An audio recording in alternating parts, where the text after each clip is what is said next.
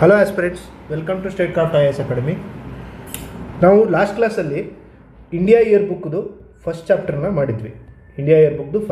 ಮಾಡಿದ್ವಿ. ನಾನು ಆಲ್ರೆಡಿ ಹೇಳ್ದಂಗೆ India year book published by government of India. So ಇವರು ಒಂದು ವರ್ಷದಲ್ಲಿ ಅಂದರೆ 2025 ಜನವರಿಯಿಂದ 2026 ಫೆಬ್ರವರಿವರೆಗೂ ಆದಂಥ ಎಲ್ಲ ಘಟನೆಗಳನ್ನು ಸೇರಿಸಿ ಬೇಸಿಕ್ ಫ್ಯಾಕ್ಟ್ಸ್ ಇಂಡಿಯಾ ರಿಲೇಟೆಡ್ ಏನಿದೆ ಅದನ್ನೆಲ್ಲ ಮಿನಿಸ್ಟ್ರಿ ವೈಸ್ ಎಲ್ಲ ಅರೇಂಜ್ ಮಾಡಿ ಈ ಬುಕ್ಕನ್ನು ಪಬ್ಲಿಷ್ ಮಾಡಿರ್ತಾರೆ. ಸೊ ಈ ಬುಕ್ಕು ನಿಮಗೆ ಅರೌಂಡ್ 700 ಪೇಜಸ್ ಇದೆ ಅಂತ ನಾನು ಲಾಸ್ಟ್ ಕ್ಲಾಸಲ್ಲಿ ಹೇಳಿದ್ದೆ. ಸೊ ಇಷ್ಟನ್ನು ಓದೋಕ್ಕೆ ಆಗಲ್ಲ, ಅಥವಾ ಕಾಸ್ಟ್ ಬೆನಿಫಿಟ್ ರೇಷಿಯೋ ಕೂಡ ನಮಗೆ ಕಡಿಮೆ ಇರುತ್ತೆ. ಅಂದರೆ ನೀವು ಎಷ್ಟು ಟೈಮ್ ಇನ್ವೆಸ್ಟ್ ಮಾಡಿ 700 ಪೇಜ್ ಓದ್ತೀರಿ, ಅಷ್ಟು ಮಾರ್ಕ್ಸ್ ಬರಲಿಲ್ಲ ಅಂದರೆ ಸಮಸ್ಯೆ ಆಗುತ್ತೆ ಅಂತ ನಾವೇನು ಮಾಡ್ತಾಯಿದ್ದೀವಿ, ಇದ್ರ ಸಮರಿ ನೋಟ್ಸ್ ಮಾಡಿ ನಿಮಗೆ ಯೂಟ್ಯೂಬಲ್ಲಿ ಕನ್ನಡದಲ್ಲೇ ಟೀಚ್ ಮಾಡ್ತಾಯಿದ್ದೀವಿ. ಓಕೆ, ಅದ್ರ ರಿಲೇಟೆಡ್ ನಿಮಗೆ ಫಸ್ಟ್ ವಿಡಿಯೋ ಇಂಡಿಯಾ ಇಯರ್ ಬುಕ್ದು ಫಸ್ಟ್ ಚಾಪ್ಟರ್ ವಿಡಿಯೋ ಏನಿದೆ ಲ್ಯಾಂಡ್ ಆ್ಯಂಡ್ ಪೀಪಲ್ ಅಂತ, ಸೊ ಅದು ಆಲ್ರೆಡಿ ಅಪ್ಲೋಡ್ ಆಗಿದೆ. ನೀವು ನೋಡಿದರೆ ಓಕೆ, ಇಲ್ಲಾಂದರೆ ಇನ್ನೊಂದು ಹೋಗಿ ಅದೊಂದು ವಿಡಿಯೋ ನೋಡಿ. ಇದು ನಮ್ಮದು ನೆಕ್ಸ್ಟ್ ವಿಡಿಯೋ. ಇದರಲ್ಲಿ ಪಾಲಿಟಿ ರಿಲೇಟೆಡ್ ನಿಮಗೆ ಒಂದು ವರ್ಷದಲ್ಲಿ ಏನೇನು ನ್ಯೂಸಲ್ಲಿತ್ತು, ಅಲಾಂಗ್ ವಿತ್ ನಿಮಗೆ ಬೇಸಿಕ್ ಫ್ಯಾಕ್ಟ್ಸ್ ಏನಿದೆ, 1-2-3 ಇಯರ್ಸ್ ನ್ಯೂಸಲ್ಲಿ ಇಂಡಿಯಾದಲ್ಲಿ ಪಾಲಿಟಿ ರಿಲೇಟೆಡ್ ಏನೇನು ಆಗ್ತಿದೆ ಅನ್ನೋದನ್ನು ಕೆಲವೊಂದು ಪಾಯಿಂಟ್ಸನ್ನು ಮೆನ್ಷನ್ ಮಾಡಿದ್ದಾರೆ.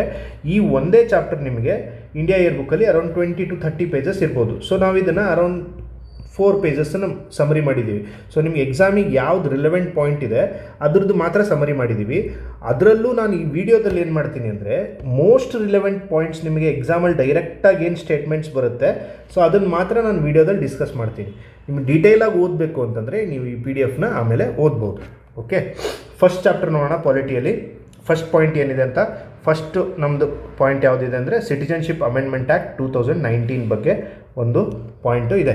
ಸೊ 2019 ಆ್ಯಕ್ಟ್ ಇದೇನು ಸಿಟಿಜನ್ಶಿಪ್ ಅಮೆಂಡ್ಮೆಂಟ್ ಆ್ಯಕ್ಟ್ ಬಂದಿತ್ತು, ನಿಮಗೆಲ್ಲ ಗೊತ್ತಿರೋ ಥರ ತುಂಬ ಕಾಂಟ್ರವರ್ಸಿ ಆಗಿತ್ತು. CAA ಆ್ಯಕ್ಟ್ದು ತುಂಬ ಪ್ರೊಟೆಸ್ಟ್ಗಳು ಕೂಡ ಆಗಿತ್ತು. ಈ ಆ್ಯಕ್ಟ್ ಯಾವಾಗ ಬಂತು ಅಂದರೆ 2019ರಲ್ಲಿ ಇದು ಆ್ಯಕ್ಟ್ ಬಂದಿತ್ತು. ಅದಾದಮೇಲೆ ನಿಮಗೆ ಕ್ವಶನ್ಸ್ ಎಲ್ಲಿಂದ ಫ್ರೇಮ್ ಆಗುತ್ತೆ ಅಂದರೆ, ಫಸ್ಟ್ ಒನ್ ಇದು ಯಾವ ಆ್ಯಕ್ಟನ್ನು ಅಮೆಂಡ್ಮೆಂಟ್ ಮಾಡಿ ಸಿಟಿಜನ್ಶಿಪ್ ಅಮೆಂಡ್ಮೆಂಟ್ ಆ್ಯಕ್ಟ್ ಬಂದಿತ್ತು ಅಂದರೆ, ಸಿಟಿಜನ್ಶಿಪ್ ಆ್ಯಕ್ಟ್ 1955ನ ಅಮೆಂಡ್ಮೆಂಟ್ ಮಾಡಿದ ಮೇಲೆ ಈ ಆ್ಯಕ್ಟ್ ಬಂದಿತ್ತು. ಸೊ 1955 ಅಂತ ನೆನಪಿಟ್ಕೊಳ್ಳಿ. ಇದನ್ನು ಡೈರೆಕ್ಟ್ ಸ್ಟೇಟ್ಮೆಂಟಲ್ಲಿ ಕೇಳ್ಬೋದು. ಓಕೆ, ನೆಕ್ಸ್ಟ್ ಪಾಯಿಂಟ್ ಏನು ಅಂತಂದರೆ, ಏನಿತ್ತು ಈ ಆ್ಯಕ್ಟಲ್ಲಿ ಅಂತಂದರೆ, ಅಫ್ಘಾನಿಸ್ತಾನ್, ಬಾಂಗ್ಲಾದೇಶ್ ಮತ್ತು ಪಾಕಿಸ್ತಾನ್ ಈ 3 ಕಂಟ್ರಿಗಳಿಂದ ಈ 6 ರಿಲಿಜಿಯಸ್ ಕಮ್ಯುನಿಟಿಗಳ ಜನ ಡಿಸೆಂಬರ್ 31, 2014ಕ್ಕಿಂತ ಮುಂಚೆ ಏನಾದ್ರು ಇಂಡಿಯಾಗೆ ಬಂದಿದ್ದರೆ ಅವರಿಗೆಲ್ಲ ಸಿಟಿಜನ್ಶಿಪ್ಪನ್ನು ಕೊಡುವಂಥ ಆ್ಯಕ್ಟು ಇದಾಗಿತ್ತು. ಓಕೆ, ಇನ್ನೊಂದು ಸಾರಿ ಹೇಳ್ತೀನಿ. ಅಫ್ಘಾನಿಸ್ತಾನು, ಬಾಂಗ್ಲಾದೇಶು, ಪಾಕಿಸ್ತಾನ್ ಈ 3 ಕಂಟ್ರಿಯಿಂದ, ಈ 3 ದೇಶಗಳಿಂದ 2014ಕ್ಕಿಂತ ಮುಂಚೆನೇ ಎಕ್ಸೆಪ್ಟ್ ಮುಸ್ಲಿಮ್ಸನ್ನು ಬಿಟ್ಟು ಈ ಉಳಿದಿದ್ದ 6 ಕಮ್ಯುನಿಟಿಯಿಂದ ಯಾರಾದರೂ ರಿಲಿಜಿಯಸ್ ಪರ್ಸಿಕ್ಯೂಷನ್ ಅಂತ, ಅಂದರೆ ಧರ್ಮ ಬೇರೆ ಇದೆ ಅಂತ ಅಲ್ಲೇನಾದ್ರು ಒತ್ತಡಕ್ಕೊಳಗಾಗಿದ್ದರೆ, ಅವ್ರು ಯಾರು ಇಂಡಿಯಾಕ್ಕೆ ಓಡ್ ಬಂದಿದ್ದರೆ ಅವರಿಗೆ ನಮ್ಮ ಭಾರತೀಯ ನಾಗರಿಕತ್ವವನ್ನು ಅಥವಾ ಸಿಟಿಜನ್ಶಿಪ್ಪನ್ನು ಕೊಡೋದಕ್ಕೆ ಈ ಆ್ಯಕ್ಟನ್ನು ತಂದಿದ್ರು. ಸೊ ಸಿಟಿಜನ್ಶಿಪ್ ಅಮೆಂಡ್ಮೆಂಟ್ ಆ್ಯಕ್ಟು ಇದು ರಿಲೇಟೆಡ್ ಇದೆ. ಸೊ ಇದರಲ್ಲಿ ನೀವು 3 ಪಾಯಿಂಟ್ ನೆನ್ಪಿಟ್ಕೊಳ್ಳಿ. 2019ನಲ್ಲಿ ಬಂದಿತ್ತು, 1955 ಆ್ಯಕ್ಟನ್ನು ಅಮೆಂಡ್ಮೆಂಟ್ ಮಾಡಿದರು. 6 ರಿಲಿಜಿಯಸ್ ಕಮ್ಯುನಿಟೀಸ್ ಯಾವ್ದಾವ್ದು ನೋಡಿ ಇದರಲ್ಲಿ ಕ್ರಿಶ್ಚಿಯನ್ಸ್ ಇದೆ, ಪಾರ್ಸೀಸ್ ಇದೆ. ಸೊ ಇದನ್ನು ನೆನಪಿಟ್ಕೋಬೇಕು. ಡೈರೆಕ್ಟಾಗಿ ಕೇಳ್ತಾರೆ 6 ರಿಲಿಜಿಯಸ್ ಕಮ್ಯುನಿಟೀಸ್ ಅಂತ, ನೀವು ಕನ್ಫ್ಯೂಸ್ ಆಗಬಾರ್ದು. ಹಿಂದೂಸ್, ಬುದ್ಧಿಸ್ಟ್, ಜೈನ್ಸ್, ಸಿಖ್ಸ್ ಜೊತೆಗೆ ಪಾರ್ಸಿ ಆ್ಯಂಡ್ ಕ್ರಿಶ್ಚಿಯನ್ಸ್ ಕೂಡ ಇದೆ ಇದರಲ್ಲಿ. ಓನ್ಲಿ ಮುಸ್ಲಿಮ್ಸ್ ಇಲ್ಲ, ಮೇಜರ್ ಕಮ್ಯುನಿಟಿಯಲ್ಲಿ ಮುಸ್ಲಿಮ್ಸ್ ಇಲ್ಲ. ಯಾಕೆಂದರೆ ಇದಕ್ಕೆ ರೀಸನ್ ಏನು ಕೊಟ್ಟಿದ್ರು ಅಂದರೆ, ನಮ್ಮದು ಧರ್ಮದ ಆಧಾರದ ಮೇಲೇ ಈ ಕಂಟ್ರಿಗಳ ಜೊತೆಗೆ ಇಂಡಿಯಾ ಸಪ್ರೇಟ್ ಆಗಿದ್ದಲ್ಲ. ಇಂಡಿಯಾ 2 ನೇಷನ್ ಥಿಯರಿ ಬಂದಿದ್ದೆ ಹಿಂದೂ ಮುಸ್ಲಿಂ ಅನ್ನೋ ಒಂದು ಇದರಿಂದ. ಸೊ ಸೆಂಟ್ರಲ್ ಗೌರ್ಮೆಂಟ್ ಕೊಟ್ಟಂಥ ರೀಸನ್ ಅದು. ಓಕೆ, ಈ ಪಾಯಿಂಟನ್ನು ನೆನ್ಪಿಟ್ಕೊಳ್ಳಿ. ನೆಕ್ಸ್ಟು ಡಿಸೆಂಬರ್ 31, 2014 ಅನ್ನೋದು ಡೇಟ್ ಒಂದು ನೆನ್ಪಿಟ್ಕೊಳ್ಳಿ. ಇದಕ್ಕಿಂತ ಮುಂಚೆನೇ must have entered India on or before 2014 December 31. ಅಲ್ಲಿಗಿಂತ ಮುಂಚೆ ಬಂದಿದ್ದರೆ ಮಾತ್ರ ಈ ಆ್ಯಕ್ಟು ಅಪ್ಲೈ ಆಗುತ್ತೆ, ಅವರಿಗೆಲ್ಲ ಸಿಟಿಜನ್ಶಿಪ್ ಸಿಗುತ್ತೆ. ಆಮೇಲೆ ಕೆಲವೊಂದು ಈಗ ಸಿಟಿಜನ್ಶಿಪ್ಪನ್ನು ಪಡ್ಕೊಳ್ಳೋವಂಥ ಕೆಲವೊಂದು ಮೆಥಡ್ಸ್ ಇದೆ. ಆ ಮೆಥಡಲ್ಲಿ ನ್ಯಾಚುರಲೈಸೇಷನ್ ಅಂತ ಒಂದು ಮೆಥಡ್ ಇದೆ. ಇದರಲ್ಲಿ ರಿಕ್ವೈರ್ಮೆಂಟನ್ನು ಚೇಂಜ್ ಕೂಡ ಮಾಡಿದ್ದಾರೆ ರೀಸೆಂಟಾಗಿ. ಏನು ಅಂತಂದರೆ, ನಿಮಗೆ ಫಸ್ಟಿಗೆ 11 ವರ್ಷ ನಮ್ಮ ದೇಶದಲ್ಲಿದ್ದರೆ ಆವಾಗ ಸಿಟಿಜನ್ಶಿಪ್ಗೆ ನೀವು ಅಪ್ಲೈ ಮಾಡ್ಬೋದಿತ್ತು. ಬಟ್ ಈಗ ಏನು ಮಾಡಿದ್ದಾರೆ ಅಂದರೆ, ಸಿಟಿಜನ್ಶಿಪ್ ಅಮೆಂಡ್ಮೆಂಟ್ ಆ್ಯಕ್ಟ್ ಅಂಡರಲ್ಲಿ 5 ವರ್ಷಕ್ಕೆ ಇದನ್ನು ಕಡಿಮೆ ಮಾಡಿದ್ದಾರೆ. 5 ವರ್ಷ ನೀವು ಇಂಡಿಯಾದಲ್ಲಿದ್ದರೆ ಆವಾಗ ನೀವು ಸಿಟಿಜನ್ಶಿಪ್ಪಿಗೆ ಅಪ್ಲೈ ಮಾಡ್ಬೋದು. ಓಕೆ, ಇದನ್ನು ಸಿಟಿಜನ್ಶಿಪ್ ಆ್ಯಕ್ಟ್ ಏನಿದೆ, ಥರ್ಡ್ ಶೆಡ್ಯೂಲ್ ಏನಿದೆ ಈ ಆ್ಯಕ್ಟದು, ಇದನ್ನು ಅಮೆಂಡ್ಮೆಂಟ್ ಮಾಡಿ ಇದನ್ನು ತಂದಿದ್ದಾರೆ. So 5 years of residency is required to get citizenship of India. Okay, next exclusions ಅಂದರೆ ಈ ಸಿಟಿಜನ್ಶಿಪ್ ಅಮೆಂಡ್ಮೆಂಟ್ ಆ್ಯಕ್ಟ್ ಎಲ್ಲೆಲ್ಲಿ ಅಪ್ಲೈ ಆಗಲ್ಲ ಅಂತಂದರೆ, ಇಟ್ ಡಸಂಟ್ ಅಪ್ಲೈ ಯಾವ್ಯಾವ ಜಾಗದಲ್ಲಿ ಅಂದರೆ 6th ಶೆಡ್ಯೂಲ್ ಏರಿಯಾ ಅಂತ ಏನಿದೆ, 6th ಶೆಡ್ಯೂಲ್ ಏರಿಯಾ, ಇಲ್ಲಿ ಇದು ಅಪ್ಲೈ ಆಗಲ್ಲ. 6th ಶೆಡ್ಯೂಲ್ ಏರಿಯಾದ ಅಂದರೆ ಯಾವ್ಯಾವುದಿದೆ 6th ಶೆಡ್ಯೂಲಲ್ಲಿ ನಿಮಗೆ AMTM ಅಂತ ನೆನ್ಪಿಟ್ಕೊಳ್ಳಿ. AMTM ಅಂದರೆ ಅಸ್ಸಾಂ, ಮೇಘಾಲಯ, ಇದು ತ್ರಿಪುರ, ಮಿಜೋರಾಂ. ಅಸ್ಸಾಂ, ಮೇಘಾಲಯ, ತ್ರಿಪುರ, ಮಿಜೋರಾಂ ಈ ಸ್ಟೇಟಿಗೆ ಈ ಸಿಟಿಜನ್ಶಿಪ್ ಅಮೆಂಡ್ಮೆಂಟ್ ಆ್ಯಕ್ಟ್ ಅಪ್ಲೈ ಆಗಲ್ಲ. ಅದ್ರ ಜೊತೆಗೆ ಇನ್ನರ್ ಲೈನ್ ಪರ್ಮಿಟ್ ಇರುವಂಥ ಸ್ಟೇಟ್ಗಳಿಗೂ ಇದು ಅಪ್ಲೈ ಆಗಲ್ಲ. ಇನ್ನರ್ ಲೈನ್ ಪರ್ಮಿಟ್ ಅಂದರೆ ನೀವು ಈ ಜಾಗಗಳಿಗೆ ಹೋಗೋಕ್ಕೆ ಒಂದು ಪರ್ಮಿಟನ್ನು ತೊಗೋಬೇಕಾಗುತ್ತೆ. ಸೊ ಇದು areas under Bengal eastern frontier regulation ಅಂತ ಇದೆ. ಸೊ ಇದರ ಅಂಡರು ನೀವು ILP ಪರ್ಮಿಟ್ ತೊಗೋಬೇಕಾಗುತ್ತೆ. ಅರುಣಾಚಲಿಗೆ, ನಾಗಾಲ್ಯಾಂಡಿಗೆ, ಮಿಜೋರಾಂ ಅಥವಾ ಮಣಿಪುರ್ಗೆ ಹೋಗಬೇಕು ಅಂದರೆ ನಿಮಗೆ ಈ ILP ಬೇಕಾಗುತ್ತೆ. ಸೊ ಈ ILPಗೆ ತೊಗೊಂಡು ಹೋಗುವಂಥ ಸ್ಟೇಟ್ ಜಾಗಗಳಿಗೂ ನಿಮಗೆ ಸಿಟಿಜನ್ಶಿಪ್ ಅಮೆಂಡ್ಮೆಂಟ್ ಆ್ಯಕ್ಟ್ ಅಪ್ಲೈ ಆಗಲ್ಲ. ಓಕೆ, ನೆನಪಿಟ್ಕೋಬೇಕು ಎಕ್ಸ್ಕ್ಲೂಷನ್ ಯಾವ್ದ್ಯಾವುದು ಅಂತ. ಸೊ ಎಕ್ಸಾಮಲ್ಲಿ ಇದನ್ನೇ ಕೇಳ್ತಾರೆ, ಯಾವುದು ಮರೆಯುತ್ತೆ ಅದು ಎಕ್ಸಾಮಿಗೆ ಬರುತ್ತೆ. ಸೊ AMTM ಅಂತ ನೆನ್ಪಿಟ್ಕೊಳ್ಳಿ. 6th ಶೆಡ್ಯೂಲ್ ಏರಿಯಾದಲ್ಲಿ CAA ಅಪ್ಲೈ ಆಗಲ್ಲ. ಅದ್ರ ಜೊತೆಗೆ ಅರುಣಾಚಲ್ ಪ್ರದೇಶ್, ನಾಗಾಲ್ಯಾಂಡ್, ಮಿಜೋರಾಂ, ಮಣಿಪುರ್ ಇದರಲ್ಲೂ ಅಪ್ಲೈ ಆಗಲ್ಲ. ಓಕೆ, ಇಲ್ಲಿಗೆ ನಮ್ಮದು ಸಿಟಿಜನ್ಶಿಪ್ ಅಮೆಂಡ್ಮೆಂಟ್ ಆ್ಯಕ್ಟ್ ಮುಗಿಯುತ್ತೆ. ಅದರ ನೆಕ್ಸ್ಟು ಇದು ಬೇಸಿಕ್ ಫ್ಯಾಕ್ಟ್ ಇದೆ, ಸ್ಪೀಕರ್ ಇನ್ ಲೋಕಸಭಾ ಅಂತ. ಫಸ್ಟ್ ಲೋಕಸಭಾ ಸ್ಪೀಕರ್ ಯಾರಾಗಿದ್ದರು ಅಂದರೆ GV ಮಾವಲಂಕರನ್ ಅವರು. ಓಕೆ, ಇವರು ಕಾನ್ಸ್ಟಿಟ್ಯೂಯೆಂಟ್ ಅಸೆಂಬ್ಲಿ ಏನು ನಡೀತಾ ಇತ್ತು ನಮ್ಮದು, ಅಂದರೆ ಕಾನ್ಸ್ಟಿಟ್ಯೂಷನ್ ಏನು ಮಾಡ್ತಾಯಿದ್ರು, ಆವಾಗ ಡಾಕ್ಟರ್ ಬಾಬು ರಾಜೇಂದ್ರ ಪ್ರಸಾದ್ ಅವರು ಪ್ರೆಸಿಡೆಂಟ್ ಆಗಿರ್ತಿದ್ರು. ಡೇ ಟು ಡೇ ಆ್ಯಕ್ಟಿವಿಟೀಸಿಗೆ ಏನು ಲಾ ಮಾಡ್ತಾಯಿದ್ರು, ಆವಾಗ GV ಮಾವಳಂಕರ್ ಅವರು ಇವರು ಚೇರ್ಪರ್ಸನ್ ಆಗಿರ್ತಾರೆ. ಓಕೆ, ನೆಕ್ಸ್ಟ್ ಅದಾದಮೇಲೆ ಈಗ 17th and 18th ಲೋಕಸಭಾ ನಡೀತಾ ಇದೆ. ಈಗ ನಮ್ಮದು 18th ಲೋಕಸಭಾ ನಡೀತಾ ಇದೆ. ಸೊ ಇದ್ರದ್ದು ಸ್ಪೀಕರ್ ಯಾರಿದ್ದಾರೆ ಅಂದರೆ ಓಂ ಬಿರ್ಲಾ ಅವರಿದ್ದಾರೆ. Basic fact. ನೆಕ್ಸ್ಟ್ ಅದಾದಮೇಲೆ ನಿಮಗೆ ಇದೆಲ್ಲ ಪಾಯಿಂಟ್ ಏನಂದರೆ ಅಷ್ಟು ಇಂಪಾರ್ಟೆಂಟ್ ಇಲ್ಲ ಆದರೆ ನೀವು ಒಂದು ಸಾರಿ ಈ PDF ಓದ್ಕೊಳ್ಳಿ. ನಾನು ಮೋಸ್ಟ್ ಇಂಪಾರ್ಟೆಂಟ್ ಪಾಯಿಂಟ್ಸ್ ಮಾತ್ರ ಡಿಸ್ಕಸ್ ಮಾಡ್ತಾ ಇದ್ದೀನಿ. ಇಲ್ಲಾಂದರೆ ಇದೇ ಕಂಪ್ಲೀಟಾಗಿ ನಮಗೆ 2 hours ಡಿಸ್ಕಷನ್ ಆಗಿಬಿಡುತ್ತೆ. ಅದಕ್ಕೋಸ್ಕರ ಮೋಸ್ಟ್ ಇಂಪಾರ್ಟೆಂಟ್ ನಿಮಗೆ ಎಕ್ಸಾಮಿಗೆ ಯಾವ ಕ್ವಶನ್ಸ್ ಕೇಳ್ತಾರೆ ಅನಿಸುತ್ತೆ ಅದನ್ನು ಮಾತ್ರ ನಾನು ಈ ವಿಡಿಯೋದಲ್ಲಿ ಡಿಸ್ಕಸ್ ಮಾಡ್ತಾ ಇದ್ದೀನಿ. Okay, next all India ವಿಪ್ಸ್ conference ಅಂತ ಆಗಿದೆ 2025ರಲ್ಲಿ. ಆಲ್ ಇಂಡಿಯಾ ವಿಪ್ಸ್ ಕಾನ್ಫರೆನ್ಸ್ ಅಂತ ಆಗಿದೆ. ವಿಪ್ ಅಂದರೆ ನಿಮ್ಗೆ ಗೊತ್ತಿರ್ಬೋದು. ವಿಪ್ ಅಂತಂದರೆ ಕನ್ನಡದಲ್ಲಿ ಚಾಟಿ ಅಂತಾರೆ. ಚಾಟಿ ಅಂತಂದ್ರೇನು, ಇದನ್ನು ನಿಮಗೆ ಪಾಲಿಟಿಯಲ್ಲಿ ವಿಪ್ಸ್ ಬಗ್ಗೆ ಓದಿರ್ತೀರ. ಕ್ರಾಸ್ ಏನು ವೋಟಿಂಗ್ ಆಗಬಾರ್ದು ಅಂತ, ಅಥವಾ ಒಂದು ಪೊಲಿಟಿಕಲ್ ಪಾರ್ಟಿ ಏನು ಹೇಳುತ್ತೆ ಆ ಪೊಲಿಟಿಕಲ್ ಪಾರ್ಟಿ ಮೆಂಬರ್ಸು ಹೌಸಲ್ಲಿರುವಂಥವ್ರು ಅದನ್ನೇ ಫಾಲೋ ಮಾಡಬೇಕು ಅನ್ನೋದಕ್ಕೆ ವಿಪ್ ಅನ್ನೋದೊಂದು ಪದ್ಧತಿ ನಮ್ಮ ಪಾರ್ಲಿಮೆಂಟರಿ ಫಾರ್ಮ್ ಆಫ್ ಗೌರ್ಮೆಂಟಲ್ಲಿದೆ. ಸೊ ವಿಪ್ ಬಗ್ಗೆ ನೀವು ಓದಿರ್ತೀರಿ ಅನ್ಕೋತೀನಿ. ವಿಪ್ ಬಗ್ಗೆ ಗೊತ್ತಿರಲಿಲ್ಲ ಅಂದರೆ ಒಂದು ಸಾರಿ ನಿಮ್ಮ ಪಾಲಿಟಿ ಬುಕ್ಕನ್ನು ತೆಗೆದು ವಿಪ್ ಬಗ್ಗೆ ಡೀಟೇಲಾಗಿ ಓದಿ. Okay, all India ವಿಪ್ಸ್ conference organised by ಹೂಮ್ ಅಂತಂದರೆ ಮಿನಿಸ್ಟ್ರಿ ಆಫ್ ಪಾರ್ಲಿಮೆಂಟರಿ ಅಫೇರ್ಸ್ ಅವರು ವಿಪ್ ಕಾನ್ಫರೆನ್ಸನ್ನು ಆರ್ಗನೈಸ್ ಮಾಡಿದರು. ಓಕೆ, ಇದು ಪ್ರತಿ ವರ್ಷ ನಡೆಯುತ್ತೆ. 1952 ಪ್ರತಿ ವರ್ಷ ಅಲ್ಲ, 1952ರಿಂದ ನಡೀತಾ ಇದೆ. ರೀಸೆಂಟಾಗಿ ಇಂಡಿಯಾದಲ್ಲಿ ನಡೆದಿದೆ. Okay, all India ವಿಪ್ಸ್ conference, ministry of parliamentary affairs. Next ಇದು ರೂಲ್ ನಂಬರ್ 3377 ಅಂತಿದೆ. ಇದಷ್ಟೇನು ನಮಗೆ ಎಕ್ಸಾಮಿಗೆ ಬರುವಂಥ ಪಾಯಿಂಟ್ ಅಲ್ಲ, ಬಟ್ ನಿಮಗೆ ಬೇಕಾದರೆ ಔಟ್ ಆಫ್ ಕ್ಯೂರಿಯಾಸಿಟಿಯಿಂದ ಇದನ್ನು ಓದಬೇಕಾಗುತ್ತೆ. ಫ್ಯಾಕ್ಟ್ಸ್ ಕೂಡ ಇದೆ. ಸೊ ಅದಕ್ಕೋಸ್ಕರ ನಾನು ಇದನ್ನು ಮೆನ್ಷನ್ ಮಾಡಿದ್ದೀನಿ, ಬಟ್ ಟೀಚ್ ಮಾಡಲ್ಲ. ನಿಮಗೆ ಈ ವಿಡಿಯೋನ ಬೇಕಾದ್ರೆ ಪೌಸ್ ಮಾಡಿ ಓದಿ, ಇಲ್ಲಾಂದರೆ ಈ PDF ಓದಿ ಆಮೇಲೆ. ಓಕೆ, ಯಾವುದು ಎಕ್ಸಾಮಿಗೆ ಮೋಸ್ಟ್ ರಿಲೆವೆಂಟ್ ಇದೆ ಅದನ್ನು ಮಾತ್ರ ನಾನು ಈ PDF ಟೀಚ್ ಮಾಡೋಕ್ಕೆ ಟ್ರೈ ಮಾಡ್ತಾಯಿದ್ದೀನಿ. ನೆಕ್ಸ್ಟ್ ಬಂದು ನೆಕ್ಸ್ಟ್ ಇಂಪಾರ್ಟೆಂಟ್ ಪಾಯಿಂಟ್ ಯಾವುದು ಅಂದರೆ ನೇವಾ ಬಗ್ಗೆ. ರೀಸೆಂಟಾಗಿ ಬೇರೆ ಬೇರೆ ಎಕ್ಸಾಮಲ್ಲಿ ಈ ಕ್ವಶನ್ ಕೂಡ ಕೇಳಿದ್ದಾರೆ. ನ್ಯಾಷನಲ್ ವಿಧಾನ್ ಅಪ್ಲಿಕೇಶನ್ ಅಂತ. It is the component of Vidhan mission mode project under digital India programme. It aims to digitalise legislative processes ಅಂತ. ಅಂದರೆ ಏನು, ನಿಮ್ಮ ವಿಧಾನಸೌಧ ಅಥವಾ ಪಾರ್ಲಿಮೆಂಟರಿ ಏನು ನಮ್ಮದು ಫಾರಮ್ಸ್ ಇದೆ, ಸೆಂಟ್ರಲ್ ಗೌರ್ಮೆಂಟ್ದಾಗಲಿ ಸ್ಟೇಟ್ ಗೌರ್ಮೆಂಟ್ಸ್ದಾಗಲಿ, ಅದನ್ನೆಲ್ಲ ನಿಮಗೆ ಡಿಜಿಟಲ್ ಇಂಡಿಯಾ ಪ್ರೋಗ್ರಾಮಲ್ಲಿ ಅಂಡರಲ್ಲಿ ಪೇಪರ್ಲೆಸ್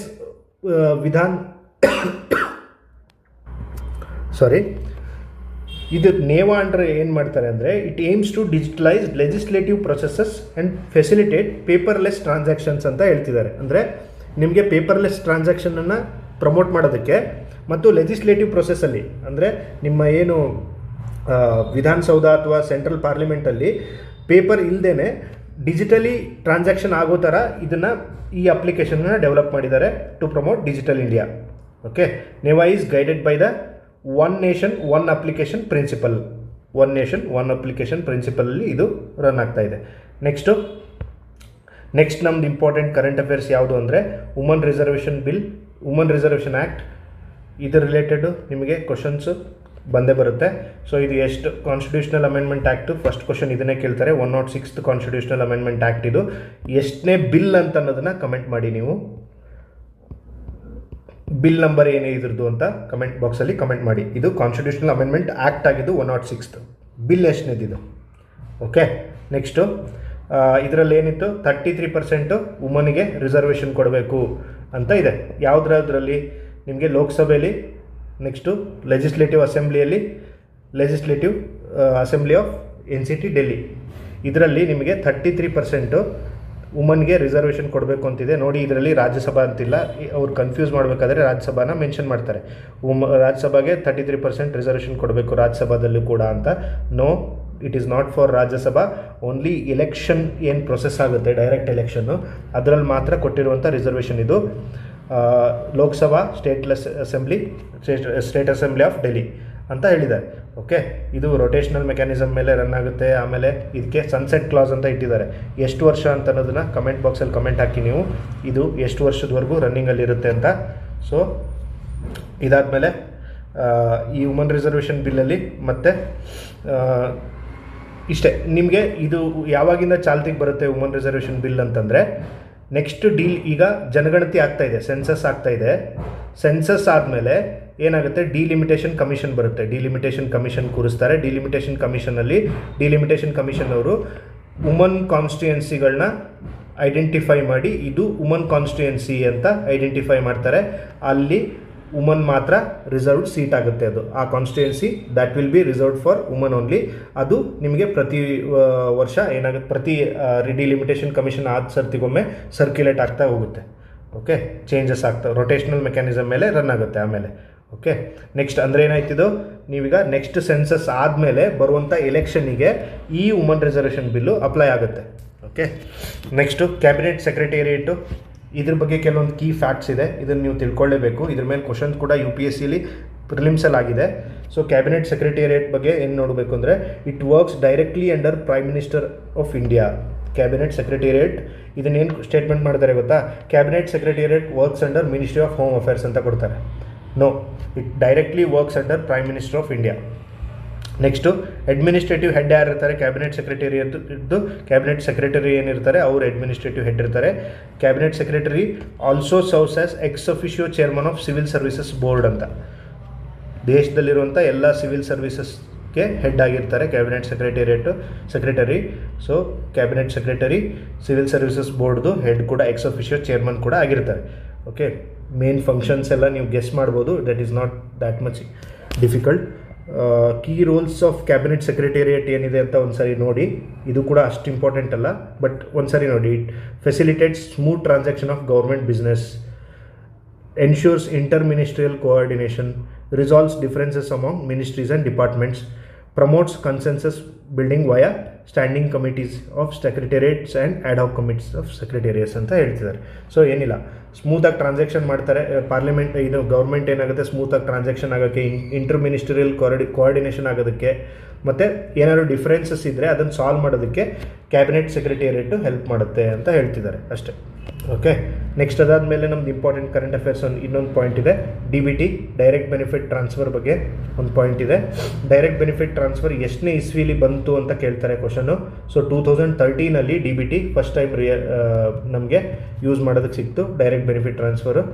ಅದಾದಮೇಲೆ ಕ್ಯಾಶ್ ಇದು ಏನಾಗುತ್ತೆ, ಏನಿದು DBTದು transfer cash benefits directly to individual beneficiaries under government schemes. Government ಸ್ಕೀಮ್ಸಿಗೆ ಯಾರ್ಯಾರು ಒಳಪಟ್ಟಿರ್ತಾರೆ, ಫಾರ್ ಎಕ್ಸಾಂಪಲ್ ಕಿಸಾನ್ ಸಮ್ಮಾನ್ ನಿಧಿ ಏನಿದೆ, 6,000 ರೂಪಾಯಿ ಡೈರೆಕ್ಟಾಗಿ ರೈತರ ಅಕೌಂಟಿಗೆ ಹೋಗಿ ಬೀಳೋದಕ್ಕೆ, ಅಥವಾ ಸಿಲಿಂಡರ್ ಸಬ್ಸಿಡಿ ಡೈರೆಕ್ಟಾಗಿ ಬೆನಿಫಿಷರಿ ಅಕೌಂಟಿಗೆ ಹೋಗಿ ಅದು ಸೇರೋದಕ್ಕೆ ಈ DBT ಸ್ಕೀಮನ್ನು ತಂದಿದ್ದಾರೆ. Okay, leverages Aadhaar platform for accurate targeting. ಅಂದರೆ ನಿಮ್ಮ ಬ್ಯಾಂಕ್ ಅಕೌಂಟಿಗೆ ಆಧಾರ್ನ ಲಿಂಕ್ ಮಾಡಿ ಆ ಆಧಾರ್ ಅಕೌಂಟಿಗೆ ನಿಮ್ಮ ಅದು ಅಕೌಂಟ್ ಏನಿದೆ, ಸೊ ಪ್ರತಿಯೊಬ್ಬ ರೈತನಿಗೂ ಆ ಅಕೌಂಟಿಂದ ದುಡ್ಡು ಬರುತ್ತೆ, ಅಥವಾ ಪ್ರತಿಯೊಬ್ಬ ಬೆನಿಫಿಷರಿಗೂ ಅದರ ಅಕೌಂಟಿಂದ ದುಡ್ಡು ಬರೋ ಥರ ಒಂದು ಐಡೆಂಟಿಫಿಕೇಷನ್ ಸಿಸ್ಟಮ್ನ ರೆಡಿ ಮಾಡ್ಕೊಂಡಿದ್ದಾರೆ. ಓಕೆ, ಸ್ಕೋಪ್ ಆಫ್ DBT ಏನಿದೆ ಅಂದರೆ ಎಲ್ಲೆಲ್ಲಿ ಅಪ್ಲೈ ಆಗುತ್ತೆ ಅಂದರೆ it applies to all central sector schemes and centrally sponsored schemes ಅಂತ ಹೇಳ್ತಿದ್ದಾರೆ. ಸೊ ಇದನ್ನು ನಾಳೆ ಒಂದು ಕ್ವಶನ್ ಏನು ಕೇಳ್ಬೋದು ಅಂದರೆ ನಿಮ್ಮ ಸೆಂಟ್ರಲಿ ಸೆಕ್ಟರ್ ಸ್ಕೀಮ್ಸಿಗೆ ಮಾತ್ರ ಅಪ್ಲೈ ಆಗುತ್ತೆ, ಸೆಂಟ್ರಲಿ ಸ್ಪಾನ್ಸರ್ಡ್ ಸ್ಕೀಮ್ಸಿಗೆ DBT ಅಪ್ಲೈ ಆಗಲ್ಲ ಅಂತ ಸಿಂಪಲ್ ಕ್ವಶನ್ ಕೇಳ್ತಾರೆ. ನೀವು ಕಾಮನ್ ಸೆನ್ಸಿಂದ ಕೂಡ ಆನ್ಸರ್ ಮಾಡ್ಬೋದು, ಬಟ್ ಆದರೆ ನೋಡಿ ಆಲ್ ಸೆಕ್ಟರ್ ಸ್ಕೀಮ್ ಮತ್ತು ಸೆಂಟ್ರಲಿ ಸ್ಪಾನ್ಸರ್ಡ್ ಸ್ಕೀಮ್ಸಿಗೆ DBT ಅಪ್ಲೈ ಆಗುತ್ತೆ. ಸೊ ಅಂದರೆ ಸೆಂಟ್ರಲ್ ಇನ್ವಾಲ್ವ್ ಆಗುವಂಥ ಎಲ್ಲ ಸ್ಕೀಮ್ಸಲ್ಲೂ ಇದನ್ನು ಕಂಪಲ್ಸರಿ ಮಾಡಿದ್ದಾರೆ ಹೆಚ್ಚು ಕಡಿಮೆ.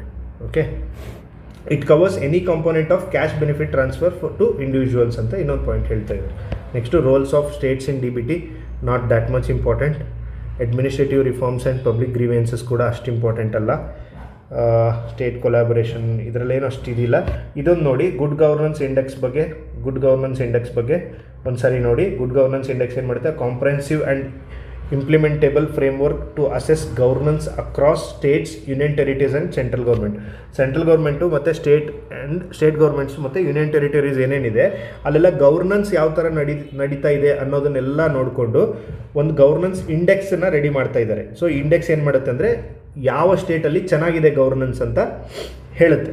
ಓಕೆ, ಇದನ್ನು ನೋಡಿ, ನಿಮಗೆ ಕರೆಂಟ್ ಅಫೇರ್ಸಲ್ಲಿ ಗುಡ್ ಗವರ್ನೆನ್ಸ್ ಇಂಡೆಕ್ಸಲ್ಲಿ ಯಾವ ಸ್ಟೇಟ್ ಟಾಪಲ್ಲಿದೆ, ಸೆಕೆಂಡ್ ಯಾವುದಿದೆ, ಲಾಸ್ಟ್ ಯಾವುದಿದೆ ಅಂತ ನೀವು ನೋಡ್ಕೋಬೇಕಾಗುತ್ತೆ. Okay, next national centre for good governance ಬಗ್ಗೆ ಒಂದು ಪಾಯಿಂಟ್ ಮೆನ್ಷನ್ ಇದೆ. ಸೊ ಇದು ಕೂಡ important. National centre for good governance first of all ಇದ್ರ ಹೆಡ್ ಕ್ವಾರ್ಟರ್ಸ್ ಎಲ್ಲಿದೆ ಅಂದರೆ ನ್ಯೂ ಡೆಲ್ಲಿಲಿದೆ. ಸೊ ಇದನ್ನೇ ಕ್ವಶನ್ ಕೇಳ್ತಾರೆ, national centre for good governance headquarters ಎಲ್ಲಿದೆ ಅಂದರೆ ನ್ಯೂ ಡೆಲ್ಲಿಲಿದೆ. ಅದಾದಮೇಲೆ it is an autonomous institute ಅಂತ ಹೇಳಿದ್ದಾರೆ. It is an autonomous institute ಅಂತ. ಓಕೆ, ಅಟೋನಮಸ್ ಇನ್ಸ್ಟಿಟ್ಯೂಟ್ ನೆನಪಿಟ್ಕೊಳ್ಳಿ. Established under department of personnel and training ಅಂಡರಲ್ಲಿ ಇದನ್ನು ನ್ಯಾಷನಲ್ ಸೆಂಟರ್ ಫಾರ್ ಗುಡ್ ಗವರ್ನೆನ್ಸನ್ನು ಎಸ್ಟಾಬ್ಲಿಷ್ ಮಾಡಿದ್ದಾರೆ. ಇದೆಲ್ಲ ತುಂಬ ಇಂಪಾರ್ಟೆಂಟ್ ಪಾಯಿಂಟ್ ಆಗುತ್ತೆ, ಡೈರೆಕ್ಟಾಗಿ ಸ್ಟೇಟ್ಮೆಂಟ್ಸ್ ಬರುತ್ತೆ ಇದು. So autonomous institute first statement ಆದರೆ ಇದು ಸೆಕೆಂಡ್ ಸ್ಟೇಟ್ಮೆಂಟ್ ಇದನ್ನು ಮಾಡ್ತಾರೆ. ಥರ್ಡ್ ಸ್ಟೇಟ್ಮೆಂಟು ಇಲ್ಲಿ ನ್ಯೂ ಡೆಲ್ಲಿ ಬದಲು ಯಾವುದೋ ಒಂದು ಮುಂಬೈ ಅಂತ ಕೊಟ್ಬಿಡ್ತಾರೆ. ಸೊ ನಿಮಗೆ ಆವಾಗ ಕಷ್ಟ ಆಗುತ್ತೆ ಗೆಸ್ ಮಾಡೋದು. ಓಕೆ, ನೆಕ್ಸ್ಟು CP ಗ್ರಾಮ್ಸ್ ಬಗ್ಗೆ ನೀವೆಲ್ಲ ಕೇಳಿರ್ತೀರ, centralised public grievance redressal and monitoring system ಅಂತ. ಸೊ ಇದೇನು ಪಬ್ಲಿಕ್ ಗ್ರೀವೆನ್ಸಸ್ ಅಂದರೆ ಜನರ ಸಮಸ್ಯೆಗಳೇನಿರುತ್ತೆ ಅದನ್ನೆಲ್ಲ, ಅಥವಾ ಏನಾದ್ರು ಸಿಸ್ಟಮಲ್ಲಿ ಪ್ರಾಬ್ಲಮ್ ಇದ್ದರೆ ಅದನ್ನು ಕಂಪ್ಲೇಂಟ್ ಮಾಡೋದಕ್ಕೆ, ಅದನ್ನು ಮಾನಿಟರ್ ಮಾಡೋದಕ್ಕೆ, ಅದಕ್ಕೆ ಏನು ಐಡಿಯಾಗಳನ್ನ ಕಂಡುಹಿಡಿಯೋದಕ್ಕೆ, ಅದನ್ನ ಸೊಲ್ಯೂಷನ್ ಕಂಡುಹಿಡಿಯೋದಕ್ಕೆ ಈ ಸಿಸ್ಟಮ್ ಇದೆ CP grams. It connects ministries, states, union territories. Ministries, states and union territories. CP grams ಇದ್ರ ಫುಲ್ ಫಾರ್ಮ್ ಒಂದು ನೆನಪಿಟ್ಕೊಳ್ಳಿ, centralised public grievance redressal and monitoring system ಅಂತ. ಗ್ರೂಪ್ C ಅಲ್ಲಿ ಒಮ್ಮೊಮ್ಮೆ ಈ ಥರ ಫುಲ್ ಫಾರ್ಮ್ ಕೂಡ ಕೇಳ್ತಾರೆ. ಓಕೆ, ನೆಕ್ಸ್ಟ್ ಏನಿದೆ, one nation one portal, not that much important. Next pension grievances ಬಗ್ಗೆ ಒಂದು ಪಾಯಿಂಟ್ ಇದೆ, ಇದು ಕೂಡ ತುಂಬ ಇಂಪಾರ್ಟೆಂಟ್ ಪಾಯಿಂಟ್ ಇದೆ. ಇದೇ ಥರ CP ಗ್ರಾಮ್ಸ್ ಏನಿದೆ ಅದೇ ಥರ centralised pension grievance redressal and monitoring system ಅಂತ ಒಂದಿದೆ. ಇದರಲ್ಲಿ ಒಂದು ಏನು ಇಂಪಾರ್ಟೆಂಟ್ ನೀವು ನೆನಪಿಟ್ಕೊಳ್ಬೇಕು ಅಂದರೆ ಇದರಲ್ಲಿ ಅಚೀವ್ಮೆಂಟ್ಸ್ ಅಂತ ಕೊಟ್ಟಿದ್ದಾರೆ. No case pending for more than 2 years ಅಂತ ಒಂದು ಪಾಯಿಂಟ್ ಇದೆ. ಸೊ ಇದು ಡೈರೆಕ್ಟಾಗಿ ಸ್ಟೇಟ್ಮೆಂಟಲ್ಲಿ ಬಂದಾಗ ನಮಗಿದು ತಪ್ಪು ಅನ್ನಿಸ್ಬೋದು, ಬಟ್ ಇದು ಕರೆಕ್ಟ್ ಇದೆ. ಏನು ಇದೇನಿದೆ ಇದು CPEN ಗ್ರಾಮ್ಸ್ ಏನಿದೆ ಇದರಲ್ಲಿ ಯಾವುದೇ case more than 2 years pending ಇಲ್ಲ ಅಂತೆ. ಈ ಪಾಯಿಂಟನ್ನು ನೀವು ನೆನಪಿಟ್ಕೋಬೇಕಾಗತ್ತೆ. ನೆಕ್ಸ್ಟ್ ಏನಿದೆ, ಸಿವಿಲ್ ಸರ್ವಿಸಸ್ ಡೇ. ಡೈರೆಕ್ಟಾಗಿ ಕೇಳ್ತಾರೆ ಸಿವಿಲ್ ಸರ್ವಿಸಸ್ ಡೇ ಯಾವತ್ತು ಆಚರಿಸ್ತೀವಿ ಅಂತ. ಏಪ್ರಿಲ್ 21. ಈ ಡೇಟು ಕೂಡ ಇಂಪಾರ್ಟೆಂಟು. ಈ ಡೇಟ್ಗಳ ಕ್ವಶನ್ ಕೂಡ ಗ್ರೂಪ್ C ಅಲ್ಲಿ ಎಕ್ಸಾಮ್ಸಲ್ಲಿ ಕೇಳ್ತಾರೆ. So April 21 civil services day ನೆನಪಿಟ್ಕೊಳ್ಳಿ. Next 17th civil services day 2025ರಲ್ಲಿ ಆಚರಿಸಿದ್ದಾರೆ. 17th civil services day. ಇದರದ್ದು ಥೀಮ್ ಏನಾಗಿತ್ತು ಅಂದರೆ Viksit Bharat holistic development of India with focus on saturation approach ಅಂತ. ಸ್ಯಾಚುರೇಷನ್ ಅಪ್ರೋಚನ್ನು ನೆನ್ಪಿಟ್ಕೊಳ್ಳಿ. Viksit Bharat holistic development of India with focus on saturation approach ಅಂತ. ಸೊ ಈ ಥೀಮನ್ನು ಕೇಳ್ತಾರೆ 2025 ಸಿವಿಲ್ ಸರ್ವಿಸಸ್ ಡೇ ಏನು ಆಚರಿಸಿದ್ದೀವಿ, ಸೊ ಅದರದ್ದು ಥೀಮ್ ಆಗಿತ್ತು ಅದು. 2024ರಲ್ಲಿ ಸಿವಿಲ್ ಸರ್ವಿಸಸ್ ಡೇನ ಆಚರಿಸಿಲ್ಲ, ಯಾಕಂದರೆ because of general elections. Okay, next ಆಮೇಲೆ ನಮಗೆ ಇದೆಲ್ಲ ನೀವೇ ಪಾಯಿಂಟ್ಸ್ ಓದ್ಕೊಳ್ಳಿ, ಅಷ್ಟೆಲ್ಲ ಇಂಪಾರ್ಟೆಂಟ್ ಇಲ್ಲ. DOPT ಬಗ್ಗೆ ಸುಮ್ಮನೆ ಮಿನಿಸ್ಟ್ರಿ ಯಾವ ಥರ ಸೆಟಪ್ ಆಗಿದೆ ಅಂತ ಹೇಳ್ತಿದ್ದಾರೆ ಅಷ್ಟೇ.